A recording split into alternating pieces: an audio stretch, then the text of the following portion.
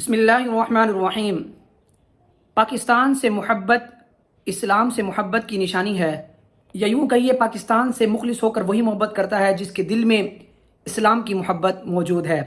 اس کی وجہ ناظرین کرام یہ ہے کہ پاکستان کا جو سبب ہے وہ اسلام ہے۔ اسلام سبب ہے، کاز ہے، اور اس کاز کا جو ایفیکٹ ہے، اس کا جو اثر ہے وہ پاکستان کی صورت میں ہمیں نظر آتا ہے۔ یعنی اسلام سبب ہے اور اس سبب کا جو اثر ہے وہ پاکستان ہے۔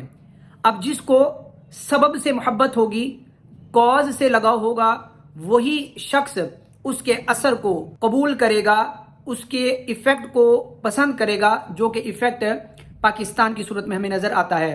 تو اس پاکستان سے محبت اسلام سے محبت کی نشانی ہے، یہ آج ہمارا موضوع ہے، ہم اس پر گفتگو کریں گے، جس کی پہلی دلیل میں نے یہ دی ہے کہ اسلام پاکستان بننے کا سبب ہے اور پاکستان اسلام کا اثر ہے، تو جس کو سبب سے پیار ہوگا اسی کو اس کے اثر سے بھی پیار ہوگا۔ اور اس کی دلیل خود ہمارا آئین پاکستان دیتا ہے۔ پاکستان کے آئین میں موجود ہے کہ Islam shall be the state religion of Pakistan, یعنی اسلام پاکستان کا ریاستی مذہب ہے۔ تو یہ چیز تو ہمارے آئین میں موجود ہے کہ پاکستان کی بنیاد اسلام ہے، اور یہ بات روز روشن کی طرح واضح ہے کہ پاکستان ایک زمین کے ٹکڑے کا نام نہیں ہے، ایک سبز ہلالی پرچم کا نام نہیں ہے، بلکہ یہ ایک نظریہ ہے جس کی بنیاد نظریہ اسلام ہے۔ پاکستان سے محبت اسلام سے محبت ہے۔ اس کی دوسری دلیل یہ ہے کہ پاکستان کے بنانے والے کون تھے۔ اگر ہم اس تاریخ پر غور کریں تو علماء اہل سنت کا جو پاکستان بنانے میں کردار رہا ہے اور مشائخ اعظام کا جو کردار رہا ہے وہ ہمارے سامنے واضح ہے۔ علماء کرام نے، مشائخ اعظام نے دن رات محنت کر کر اپنے محبین کو، اپنے متعلقین کو دو قومی نظریے کی اہمیت کو اجاگر کیا اور پاکستان کے لیے دن رات کوششیں کی، جس کا نتیجہ ہمارے سامنے آج پاکستان کی صورت میں موجود ہے۔ ناظرین کرام، پاکستان سے محبت اسلام سے محبت کی نشانی ہے۔ اس کی تیسری دلیل یہ ہے کہ آج دیکھیں کہ جتنے بھی اسلام دشمن عناصر ہیں ان کا ہدف اسلام ہے، اور اس اسلامی ممالک میں جو پہلا ہدف ہوگا وہ پاکستان ہوگا۔ آپ دیکھیں کہ جو سیکولرز ہیں یا لبرلز ہیں یا ایتھیسٹ ہیں یا ختم نبوت کے منکرین ہیں، ان کا جو مین ٹارگٹ ہے وہ اسلام ہے، اور پھر اس اسلامی ممالک میں جو اہم ٹارگٹ ہے وہ پاکستان ہے، کیونکہ ہمارا مخالف یہ جانتا ہے کہ ہم نے اگر اسلام کے خلاف کوئی کمپین چلانی ہے، اسلام کو کمزور کرنے کی کوشش کرنی ہے، اسلام کے جو بنیادی نظریات ہیں اس کو مجروح کرنے کی کوشش کرنی ہے، تو اس کا جو سب سے اہم قلعہ ہے، اہم جو جگہ ہے، جو مین ٹارگٹ ہو سکتا ہے وہ پاکستان کی سرزمین ہے۔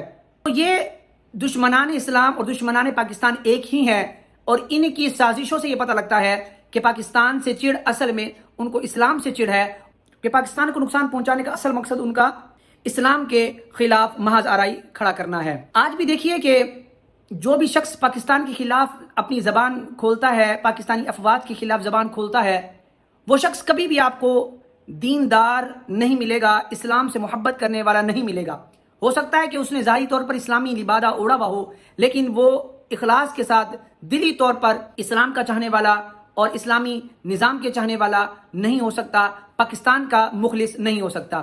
آج بھی وہی سیکولر لبرل طبقہ ایسا ہے جو اسلام کے خلاف اپنی زبانیں کھولتا ہے، یہی وہ لوگ ہیں جو پاکستان کے خلاف بھی بولتے ہیں، پاکستانی نظام، پاکستان کی سالمیت کے خلاف بھی بولتے ہیں۔ تو یہ بہت بڑی دلیل ہے کہ پاکستان کا جو اصل بنیاد ہے وہ اسلام ہے، اور پاکستان کا جو اصل نظریہ ہے وہ نظریہ اسلام ہے۔ اس لیے پاکستان کو اسلامی جمہوریہ پاکستان کہا جاتا ہے۔ یاد رکھیں کہ پاکستان اسلام کو نافذ کرنے کے لیے بنا ہے، اور آج جو نیچے کمنٹس میں یہ کہیں گے کہ پاکستان کا نظام دیکھو کہ یہ برائی ہو رہی ہے، وہ برائی ہو رہی ہے، اور یہ بیڑا غرق ہو چکا پاکستان کا، تو فلاں فلاں اپنی توجیحات پیش کریں گے۔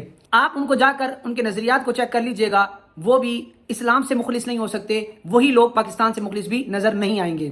میں ایسے لوگوں کو کہنا چاہوں گا کہ ابھی تک تو پاکستان میں اسلامی نظام مکمل طور پر نافذ ہی نہیں ہوا، تو یہ تو اعتراض بنتا ہی نہیں ہے کہ پاکستان کے حالات ایسے کیوں ہیں۔ تو پاکستان کے حالات اسلامی نظام نافذ ہونے سے نہیں ہوئے، بلکہ ابھی جو نظریہ ہم نے جس نظریے کی بیس پر پاکستان کو حاصل کیا تھا، اس نظریے کو مکمل طور پر نافذ کرنے میں ہم ابھی بہت پیچھے ہیں۔ البتہ جس دن ہم مکمل طور پر اسلامی نظام کو اس پورے ملک پر نافذ کرنے کے قابل ہو جائیں گے، یا جب یہ نظام پورے مکمل طور پر نافذ ہو جائے گا، تو پھر آپ دیکھیے گا کہ یہاں پر ظلم و ستم بھی ختم ہوگا، کہ پاکستان خود ایک ترقی کی طرف گامزن ہوگا، پاکستان میں جتنی بھی برائیاں یہ بھی ختم ہوں گی، امن سکون کی فضا قائم ہوگی، انصاف کا بول بالا ہوگا۔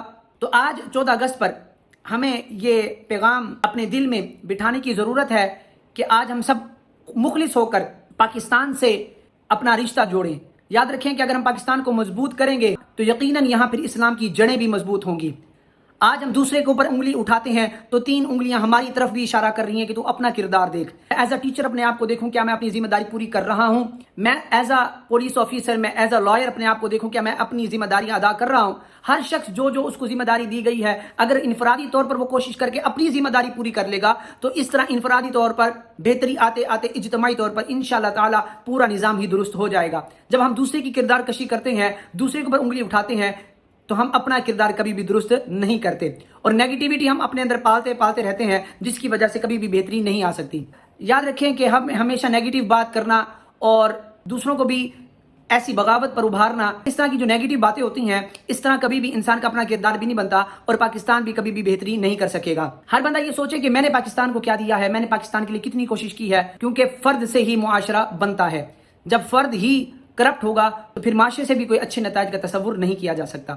تو آج کے دن میں یہی پیغام دوں گا کہ اپنے پاکستان سے مخلص ہوئیے، اسلام سے مخلص ہوئیے، تاکہ پاکستان کا جب نظام درست ہوگا تو الٹیمیٹلی ہم اسلام کے نظام کو بھی نافذ کرنے میں کامیاب ہو جائیں گے. پاکستان زندہ باد.